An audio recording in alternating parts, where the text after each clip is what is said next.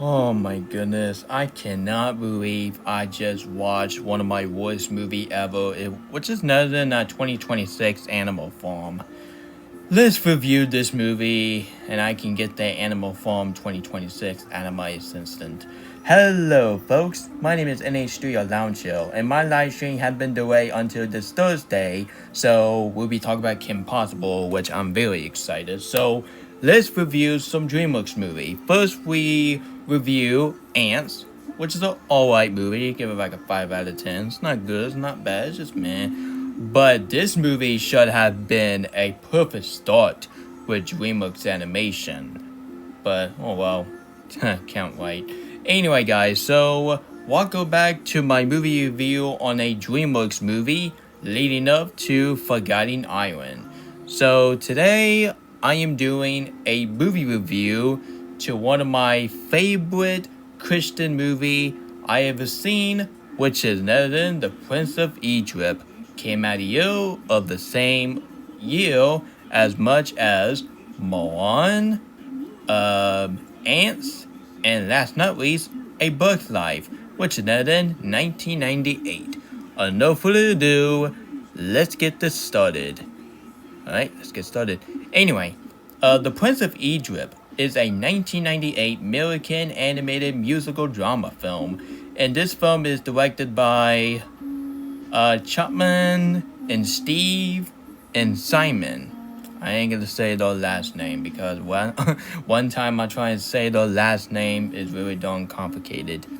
Anyway, and of course this film is written by Philip, and this is the first animated movie from DreamWorks Animation, which is Tralala, which I have never heard of that.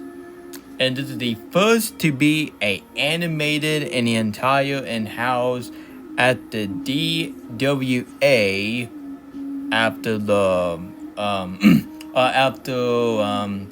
they got closed down back in 1997.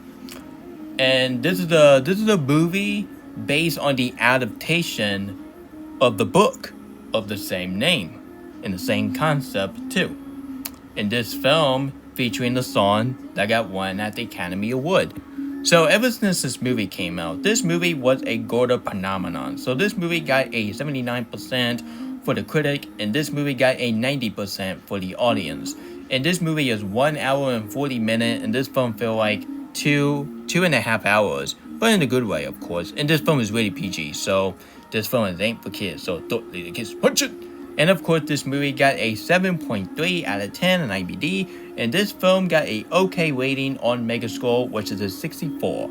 So let's get to the box office. So, The Prince of Egypt grossed around $218.6 million at the worldwide box office, and this movie had a $70 million budget. And while it was made $14.5 million at the opening weekend, was completely short. Strong Holiday led Carey in a pass of $100 million domestically and making it as a box office success in one of the highest grossing non-Disney animated film at the time. So once again, this movie made in the US and Canada, which netted a $101.4 million, and this film made a nationwide gross total with a $117.9 million. Due to this movie have a $70 million budget. So this movie did pretty excellent at the box office. And of course, this movie won at the Academy Award, which is few of them. This movie won at the Academy Award for Best Original Song, and this movie got nominated at the Golden Globe of the same nomination. So at the Academy Award, this movie won for Best Original Song, which is When You Believe, which I will definitely listen to that song because that song is still pretty good. And this movie got nominated for Best Original Musical or Comedy Score, which then Hans Zimmer.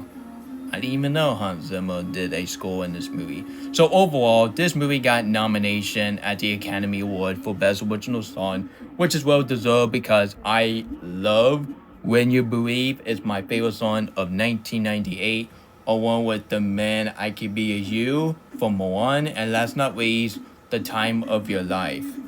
Because at least those song is a lot better than Barney Great Adventure song, which that's the soundtrack in that movie, it was atrocious. And of course, sadly, this film got banned in Egypt. Yes, the 1998 animated film The Prince of Egypt was banned in Egypt upon it was released. So I think the main reason why this film got banned on Egypt is because some other reason. I think this movie based on the adaptation, so that's why it's offensive to Egypt. Well, at this point, I guess I won't make a movie involved with Egypt, or else I'll get banned in Egypt big time. So, I do remember watching this movie at the church years ago, because I was way back then when I was a kid when I watched this movie. So, this movie is really pretty good. And this has got to be one of my favorite Christian movie I ever seen. This movie is way better than God's Not Dead, which that film was atrocious. Yeah, fuck that movie. Because that is not how you do a Christian movie. Yeah, what is going on with nowadays Christian movie that is all about comedy? Like, that Animal Farm movie is not a Christian movie. It's just an insult movie to the soul material. Oh my God. And I'll do a rant on that movie after my DreamWorks month. Stay tuned for that. Anyway, guys, so do I have any flaws I have for this movie? No, I don't. Let's get to positive. I really love the animation. The animation of this movie is absolutely beautiful and breathtaking. Especially for that giant wave. It was absolutely amazing. And of course, the character in this movie, like, you got Steve Martin in this movie. You got Ralph Fiennes is in this movie as the main villain, and he did a pretty darn good job as a main antagonist. And my favorite character in this movie has had to be the character played by Val Kilmer. And recipes to Val Kilmer. And screw that AI movie that have Val Kilmer in it, which that is disrespectful. And how about you say rest in peace instead of disrespecting him by making a AI robot of him? Yeah, they better freaking not do that to Tony Todd, or else I'll be mad. So overall, Val Kilmer, I hate to say it, but this guy has sadly passed away back on April 4 of 2025, which is very disrespectful because April 4 was meant to be a comedy, but I didn't even know he sadly passed away in that year. So let's give it the moment of silence of the passing of Val Kilmer. And that AI movie, which is coming out this year, freak you. And not just that, this movie had Patrick Stewart. Yeah, the Patrick Stewart. Yeah, Professor X is in this movie, which is awesome. And of course, the cinematography of this movie, like the animation quality, looks absolutely beautiful. And this might be one of the best looking I ever seen for the 90s DreamWorks movie. And of course, the climax in this movie.